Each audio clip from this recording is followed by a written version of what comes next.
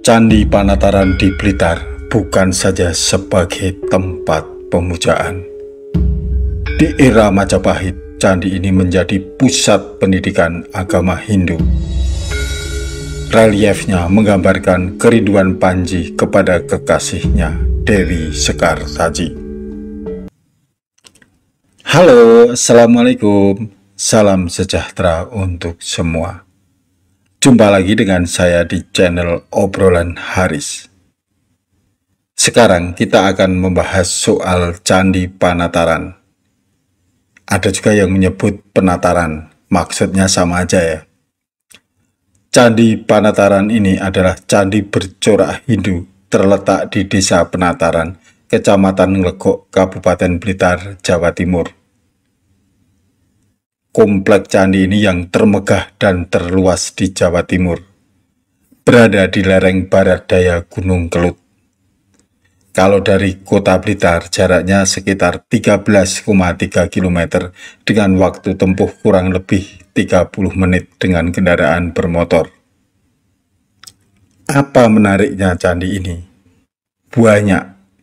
Selain terluas di Jawa Timur, Candi Panataran yang dibangun Kerajaan Singasari masih digunakan sampai berakhirnya Kerajaan Majapahit. Setelah sekian lama tidak terawat, Candi Panataran pertama kali ditemukan oleh Thomas Stamford Raffles pada tahun 1815. Kita ikutin yuk bagaimana sejarah Candi Panataran ini. Kapan Candi Panataran dibangun? Ahli sejarah berpendapat Candi Panataran dibangun oleh Raja Srengga atau Kertanegara dari Kerajaan Kediri atau Kadiri pada tahun 1194 Masehi. Para arkeolog yakin bahwa Candi Panataran dahulunya bernama Candi Palah.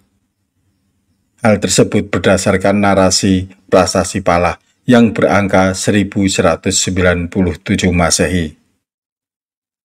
Candi Panataran dibangun dengan tujuan untuk upacara pemujaan sebagai penangkal bahaya Gunung Kelut. Gunung berapi ini memang amat berbahaya, letusannya luar biasa. Tahun 2014 Gunung Kelut meletus dan dampaknya luas. Pada tahun 1990, letusan Gunung Kelut berlangsung selama 45 hari, dari 10 Februari hingga 13 Maret dan menghasilkan 57,3 juta meter kubik material vulkanik. Sejak era Kerajaan Kadiri, Gunung Kelut acap kali meletus. Untuk menangkalnya dilakukan upacara pemujaan di Candi Panataran. Berbicara soal Prasasti Palah, secara singkat, Prasasti Palah ini memuat tentang Raja Kertanegara yang disaksikan oleh beberapa pejabat kerajaan, di antaranya Dahyang Palaka, yang telah memerintahkan kepada seluruh pejabat, terutama Rakyan Kanuruhan Empu Iswara Mapanji Jakwata, untuk melakukan puja terus-menerus setiap hari di tempat keberadaan Paduka Batara di Palah, yang dilanjutkan dengan melakukan upacara pratista pada prasasti batu. Raja bergembira atas usaha pejabat ini untuk penyempurnaan Paduka Batara di Palah. Candi Panataran tidak terawat setelah Kerajaan Singasari runtuh. Tetapi pada masa pemerintahan Raja kedua Majapahit, Jayanegara, Candi Panataran kembali mendapat perhatian, bahkan ditetapkan sebagai candi negara. Lalu, apa buktinya jika Candi Panataran masih digunakan pada era Majapahit?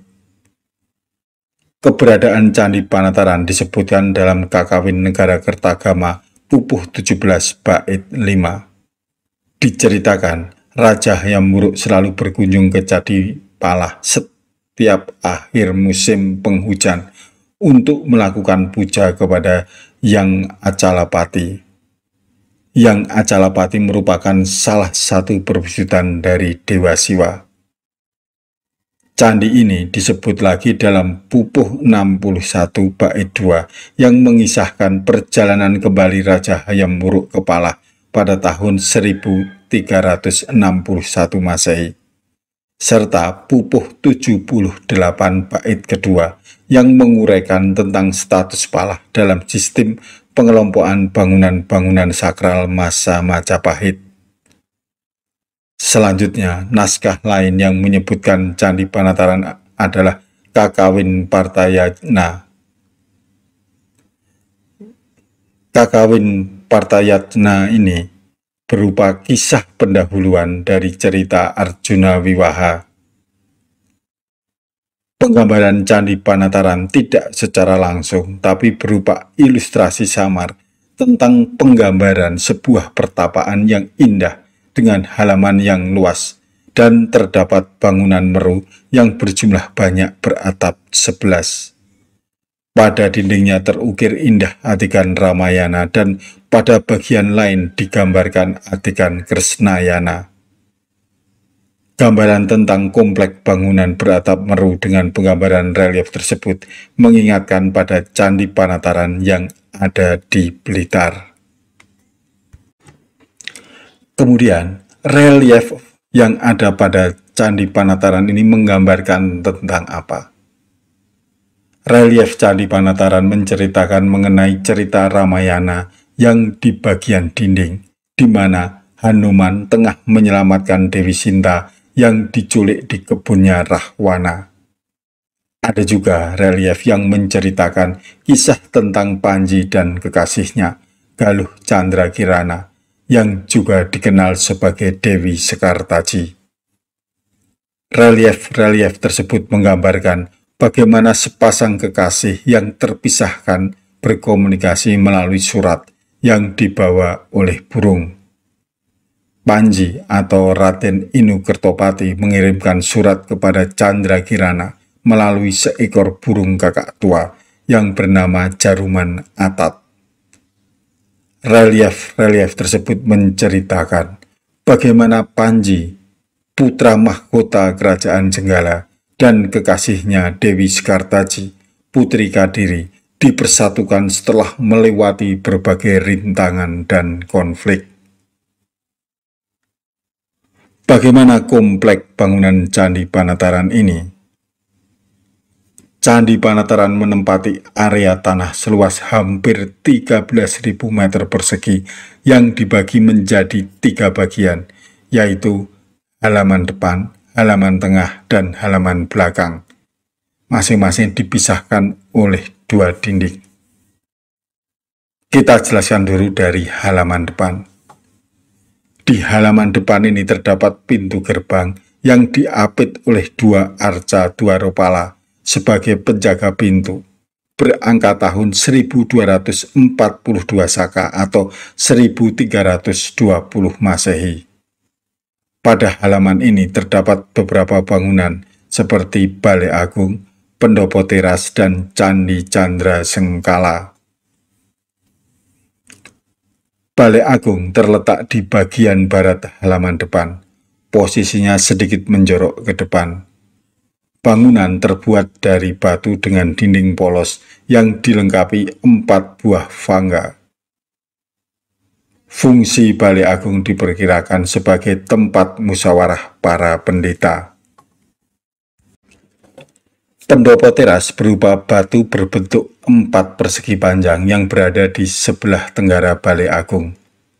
Bangunan berangka tahun 1297 Saka atau 1375 Masehi ini diperkirakan digunakan sebagai tempat untuk meletakkan sesaji dalam upacara keagamaan atau tempat peristirahatan raja dan bangsawan lainnya.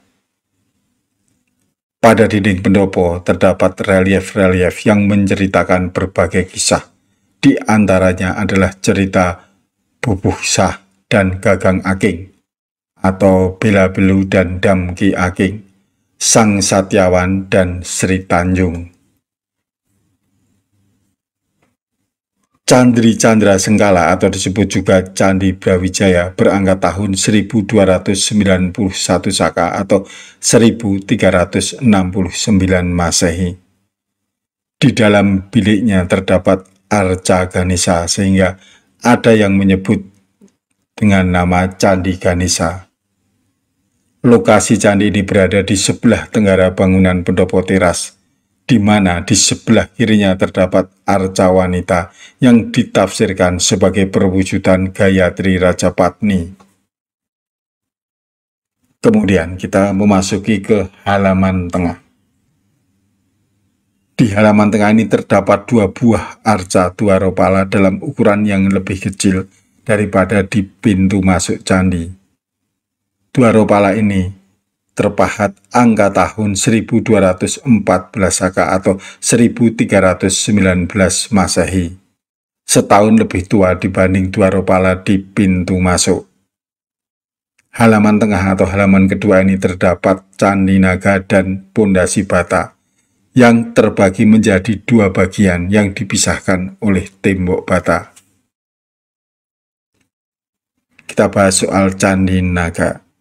Candi Naga saat ini hanya tersisa bagian kaki dan badan dengan ukuran lebar 4,83 meter dan panjang 6,57 meter, serta tinggi 4,7 meter. Penamaan Candi Naga diambil dari sekeliling tubuh candi yang berhiaskan lilitan naga dan disangga tokoh-tokoh berbusana seperti raja sebanyak 9 buah. Selain itu, masing-masing dinding tubuh candi dihias dengan relief-relief buatan yang disebut dengan motif medalion. Pondasi bata. Di halaman tengah ini terdapat sebuah pondasi dari bata yang diperkirakan sebagai pintu masuk. Pada bagian sudut barat halaman ini terdapat sekumpulan ambang pintu yang terlepas dari bangunan aslinya dan 2 arca Dwaropala berangka tahun 1242 Saka yang terletak di pintu masuk ke halaman ketiga dan mungkin bekas sebuah gapura pada Ruksa. Yuk sekarang kita masuk ke halaman belakang dari komplek Candi Panataran.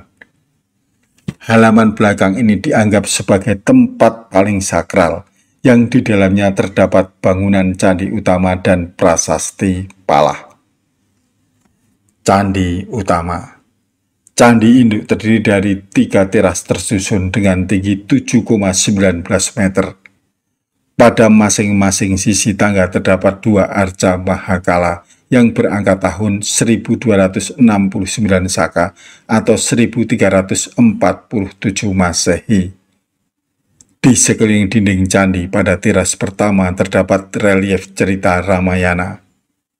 Selain itu, ada pula sebuah candi kecil dari batu yang oleh orang Belanda dulu dinamakan Batoro Kecil.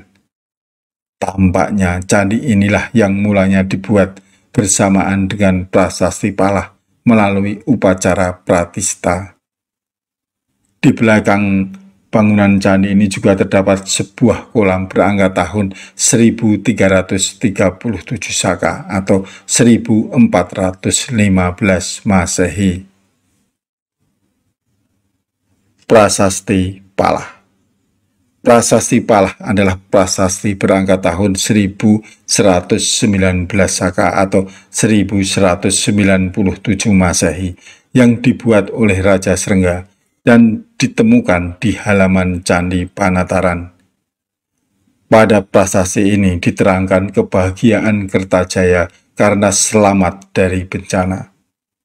Rasa senangnya tersebut kemudian dicurahkan dengan membangun prasasti yang tertulis dalam sebuah linggapala oleh Empu Amoghayatshwara atau disebut Empu Talaluh. Pada masa Majapahit, Candi Panataran dijadikan sebagai pusat pendidikan agama Hindu atau sering disebut sebagai Mandala Kadewa Guruan. Mana buktinya? Ini bukti-buktinya. Pertama, halaman luas. Candi ini memiliki 3 halaman dengan luas sekitar 13.000 meter persegi, mengindikasikan sebagai kompleks pendidikan yang luas. 2. Lokasi jauh dari keramaian. Candi Panataran terletak di lereng Gunung Kelut. Hal ini mengindikasikan kesesuaian prasyarat sebuah mandala kadewa guruan. 3. Temuan gerabah dan keramik. Masih ditemukan pecahan gerabah dan gerabah di halaman candi. Hal ini mengindikasikan adanya aktivitas manusia dalam jangka waktu yang panjang. 4. Ditemukannya bangunan pendopo sebagai indikasi, sebagai panggung, bangunan teras sebagai balai-balai, candi sebagai pusat keagamaan, patirtan sebagai bangunan penyucian. Juga temuan bangunan, relief dan arca bernafaskan keagamaan. Ada juga arca dewa sebagai aspek pemujaan. 5. Diberitakan dalam naskah. Candi ini diberitakan dalam prasasti dan pernaskahan sehingga dikenal sebagai rabut atau kompleks suci Palah. Candi Panataran disebut dalam prasasti Palah, Kakawin Negara Kertagama, Kakawin Partayajnya, dan naskah Bujangga Manik. Hal ini mengindikasikan fungsinya sebagai mandala kadewa guruan. Nah teman-teman, demikianlah penjelasan mengenai Candi Panataran. Di awal berdirinya, candi ini berfungsi sebagai tempat pemujaan. Namun, di era Majapahit, selain sebagai tempat pemujaan, juga dijadikan sebagai tempat pendidikan agama Hindu. Oke, kita akan bertemu pada episode berikutnya dengan topik yang berbeda. Sampai jumpa. Wassalamualaikum warahmatullahi wabarakatuh.